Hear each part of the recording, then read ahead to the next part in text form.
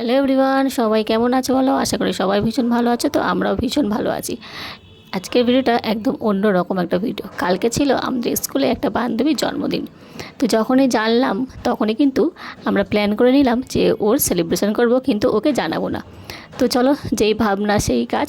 তো বেরিয়ে পড়লাম কেক কিনতে। দেখো কেক কেনা হয়ে গেছে। তারপর চলে যাচ্ছি আমি আর দিদি একটু পার্লারে।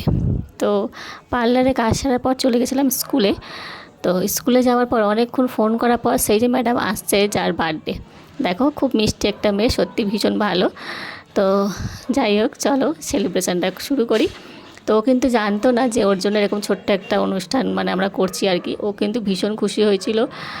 তোমরা কিন্তু ওর মুখ দেখলেই বুঝতে পারছো যে ও কত হাসি খুশি রয়েছে। তারপরে কিন্তু আমাকে ফোন করেও বলেছিল যে ও সত্যি ভীষণ খুশি হয়েছে যে ওর জন্য এই সেলিব্রেশনটা আমরা করেছিলাম, খুব আনন্দ পেয়েছিল। যাই হোক, এটাই তো আমাদের বন্ধুদের মধ্যে আমাদের বন্ডিং, যে আমরা এবার থেকে শুরু করেছি সবার মানে সবার জন্মদিন আর কি আমরা সবাই মিলে করব। তো দেখো এখানে আমরা কেক কাটছি, আর আমরা মায়েরা খাবো আর বাচ্চারা খাবে না তা কখনো হয়?